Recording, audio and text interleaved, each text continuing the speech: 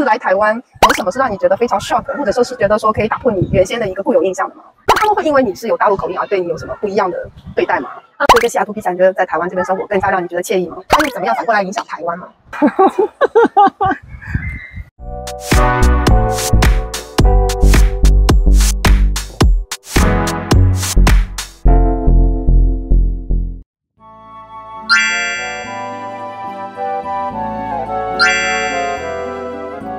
豌豆妈妈关注儿童发展、教育、家庭与文化的人类学者，曾发表学术专著《The Good Child 培养好孩子》。本科硕士毕业于清华大学，博士 WashU， 现任职于 University of Washington， 定居于西雅图。嗨，大家好，我是左左，好久不见。今天这个嗓音听起来实在是有点奇怪哈，因为我也是感冒了。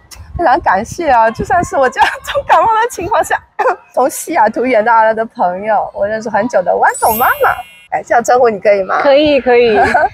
他也是来做一个学术的研究。那想请问豌豆妈妈，你做的是什么研究呀？大家好，对，我就是豌豆妈妈。我和卓卓认识，我们大概是认识10多年了，在美国的时候认识10几年了，后来就各奔东西，应该有超过10年没有见面了，对吧？真的很久了。对啊，感觉真的是时间过了很久。然后我是做研究的，我的研究的专业是人类学 anthropology。那我研究更具体的方向是，我对儿童很感兴趣，我研究儿童发展，儿童发展与文化还有他的思维认知的关系，所以我大概就是做这样的研究。那这次是第一次来台湾，主要在台北，非常的开心。这边的人好热情啊！然后这次又看到了卓卓2个很可爱的小宝贝，当然当妈妈很辛苦。对，他才从医院里，前2天才从医院里出来。是，这也是为什么我已经很久没有来更新我的频道了，因为真的是无暇来做这件事情。那你这次来台湾有什么是让你觉得非常 shock， 或者说是觉得说可以打破你原先的一个固有印象的吗？我也不能说打破原先固有印象，因为原先就对台湾印象很好，因为我们就是听着台湾的歌，对不对？看娱乐新闻、娱乐综艺，然后电影、歌曲、文化类的。但是这次来呢，是第一次接触到，生活在台湾的人，就是各种各样的人，普通人。然后我印象最深的就是，我觉得这边的人好热情。就是热情好客，然后很有礼貌，就不论在哪里，计程车司机还是 hotel 的这个前台，还是我打电话问询一些什么事情，我感觉就是都很 nice， 很有礼貌，然后很耐心，很有耐心，很 patient， 就这个是我最深的印象。然后我因为做研究的关系，去到附近的溪州，就是板桥溪州。那边见了一些老人，他们当年其中有一些人参与过我现在做的研究，就是50年代末60年代初，然后这次他们就非常热情的款待，那我真的是，就是我感觉是萍水相逢，素未谋面，但是在这里就很亲切，很浓厚的人情味儿。他们是有带你去吃道地的台湾小吃吗？我那天一到的时候，其实我是空着手，然后那边的老人呢，先在火车站接的我。我和另外一个老人，他住在台北，他带我，他来到我住的宾馆，然后带着我坐火车，坐到树林站下车，然后就有一个西周的老人就在树林火车站在接我，然后他还给我拍了照片，我用那个悠游卡刷出站的那个画面都被他拍下了，他就是知道是我，虽然他也没有见过，然后就一路很热情。我就是收到了好多蛋黄酥，还有伊兰的葱油饼，还有各种各样的那种小礼物。蛋黄酥我也很爱耶，那真的很好吃，你有尝过了吧？对，我吃了，我来的第2天在中研院有一个小的讲座。然后我也没想到那个老人就出现在了讲座席，而且他很早就到了，他拍了好多照片，还给我带了一个小袋子，拎着一个小布袋，然后里面就是月饼和小点心，我就很感动，因为我都没有见过他，就是在 Facebook 上有联系。对，就是我也发现，就是台湾人在，就是在伴手礼上比我们中国大陆要更加用心，因为这个习惯其实我们家没有很刻意，但是像我先生他们家就是婆家这边是非常讲究的，就是你去到一个地方，要把那个地方有特色的东西带回家给家人或者是朋友，所以就算是你远道而来，他们也是非常乐意把这个伴手礼送给你，让你感受到那个就是那种热情，那种被注意到、被关心的那种感觉。对，我都不知道，就是伴手礼这个概念对我来说都是新的概念。之前可能就是我印象中以为就是婚礼会有伴手礼，就是比如说大 S 的婚礼，你知道就是这种。但是我没想到这里伴手礼就是一个非常，因为我去 7-Eleven 或者哪儿超市里面都会有，然后我就在想，我都不知道，你现在一说我就明白，就是可能随时在日常生活中他们都会有这样的来往，叫伴手礼。对，一种文化，一种习惯。哦，那你有去过台湾的夜市了吗？对，因为我住的地方在台大水源校区，正好是在人类学系的对面的一个住所，然后它那个就叫公馆，它那个附近叫公馆。然后我记得我刚下飞机，凌晨4-5点下飞机，然后坐计程车，然后司机就跟我说，你去的那个地方有很好的夜市，就叫公馆夜市。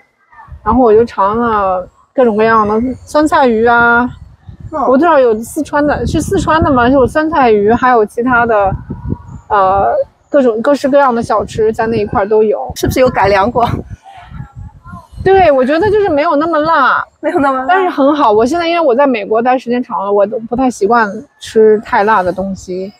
我记得你是湖南人呀，湖南人，对，对，带你去找四川的美食。我记得说台湾其实应该有很多湖南的，有吗？应该，但是我听一个台湾朋友说，这边受四川，因为可能四川菜还蛮喜欢，对，很多可能外省人很多是从四川来的。那他们会因为你是有大陆口音而对你有什么不一样的对待吗？好像没有哎。其实我来之前有一点点这样的顾虑，如果有任何的顾虑的话，我是觉得，因为我是一个大陆人，但是在做计程车司机，首先他们马上就能知道我是虽然我是美国来，但是能知道我说的普通话是大陆的口音，所以。但是他知道，但是他没有我不觉得他们对我有任何的不好。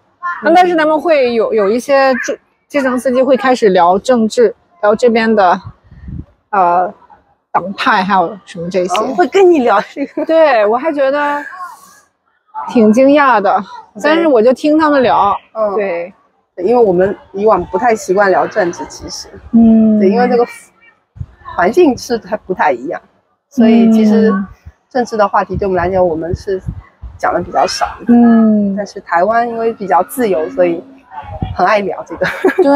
对，而且我感觉他们就是人都很有耐心，就很有礼貌，很文明，很有礼貌那种。然后因为语言又是相通，虽然我口音不一样，但是你们这边是说国语，能用国语交流，我自己就觉得已经是就很 feel at home。就跟在美国不一样嘛，我不用说英语去跟别人交流，我可以用我的母语。虽然我的母语的口音跟这边有点不一样，对，其实有很多用语是不一样，你感受到吗？对，肯定呀，有很多，比如说计程车呀，那就是这边的。香港是不是也说计程车？那在大陆会说出租车，对不对？打车，这边不能说，这边打车你可能就不知道什么意思。对，我有的时候一激动说我要去打车，然后我突然发现我跟我台湾朋友这样讲，他们不知道我要干嘛。对。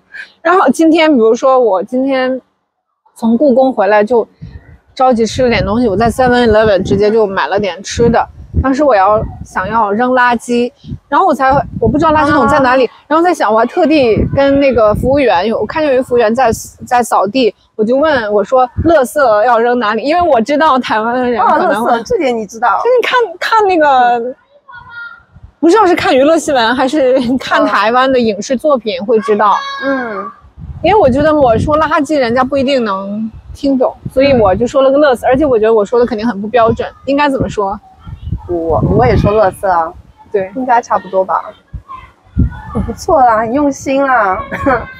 入乡随俗吧。所以整体上，不管是文化还是人文，环境，你都觉得还蛮适应的吗？对，就是吃的很方便，然后价格很合理。因为相对于我住的城市西雅图，在美国，我觉得近年因为物价疯涨，吃东西什么的非常贵。还有就是人的这个礼貌啊、热情啊，非常的热情。我觉得有一种我们说淳朴，还是蛮淳朴的那种感觉。所以跟西雅图比起来，你觉得在台湾这边生活更加让你觉得惬意吗？是更加有生活的感觉。首先，美国就不是一个美国的城市，哪怕在西雅图这样的城市，你都不是一个可以有那么浓的生活气息的，对吧？你可以随便出去下个楼就买个小吃。哦，你是说这个方便性吗？对，然后人与人之间的这种热诚，就是西雅图其实有一个叫 Seattle Freeze， 就说西雅图。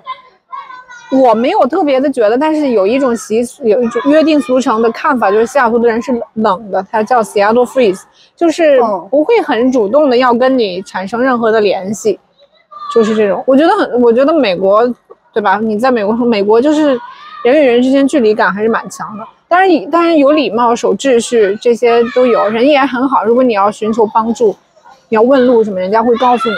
但整体上。就是在台湾，我感觉人跟人的那个连结是更为自然和紧密吧，就是能够有那种亲近的感觉。就是相对来说，陌生人之间好像也可以有一种连结。对，就像我推那个双人的婴儿推车，然后带着2个宝宝出去，就经常有人会说，哎，就是会很自然的问说，是双胞胎吗？这样，对，就是好像对他们来讲，这样的搭话是很自然。对，这种频率是非常的高。对，人类学在研究什么呢？我觉得不管研究什么问题，对于人类学者来说，吸引我们的地方在于我们想要倾听你的故事，要去理解，从你的视角、你的角度去理解你的生活。我们人类学有一个词叫用地方性的知识，或者说当地人的视角。就比如说我来到台湾，我可能想听这边人，不是在台北，看生活在台北的人，他们对自己的他们怎么样生活，他们对自己所处的世界是怎么理解。这个是一个人类学的方式。那你可以透露吗？就是这次来台北是想要研究什么方向？我这次来台北其实是我已经有一个研究进行了好几年，是得到了一批比较珍贵的历史资料，是关于在台湾的一个农村的汉人村庄的儿童的生活、童年，小孩子怎么玩，怎么与人相处，怎么习得一些文化的规范，甚至是些道德的观念。那个研究现在差不多结束了。我其实一直想来台湾看一看当年研究的这个地点，但是因为疫情就没有成行，所以是今年来才去了西周那个地方。那个地方曾经那个地方和它周围的叫海山的这个区域，是在我们专业是很有历史意义的一个地方，因为曾经美国的一批人类学者来到这里，在50年代末一直到70年代的时候，陆陆续续的在这里做很多的研究，所以这个地方成为对我们专业来说还蛮重要的一个地标。那我的研究也是正好是这个资料也是在这片区域，在海山的一个村庄。就是因为这个研究是在美国嘛，对吧？就是发表是在美国，对英文的写作。那它又怎么样反过来影响台湾吗？我觉得这个很有意思，因为那天我去西周，我就发现当地人好热情，然后他们那个庙叫北极宫，他们新扩建了那个庙宇，我就去看了。等于说我这个历史资料有来源的，这个历史资料是当年一个很有名的在 Stanford University 的一个人类学者留下来的，等于是我的前辈。那这个人类学者已经过世了，这个人类学者中文名叫吴雅士，叫 Arthur Wolf。然后他去了那个地方做了研究，留下了就是收集了很多宝贵的资料，然后跟当地人也有很好的关系。他后来回访的时候，他在那个庙里就捐钱，就写了他的名字。就是那个庙宇里面都是写嘛，谁捐赠了多少。我那天就看到他的名字，然后那天接待我的老人都有一些认识这个吴老师，就是这个吴雅士先生。对他们来说，这个是让他们这个地方的习俗文化能够被世界了解的一个渠道，所以他们对我也很热情。我感觉他们可能也觉得，还有到现在还有美国学者来研究他们的这个看似很普通的一个地方，他们就会觉得这对他们发展他们的地方文化是个有意义的事情。虽然其实我们的学术著作未见得对于扩大地方文化影响力有任何实质性的帮助，但是在当地人的心中，他可能就会觉得还有学者来研究我们这个地方的生活，就是期待被更多的人被这个世界所了解。对，就算是任何点点滴滴的人文的东西，都希望有更多的人能够听到看到。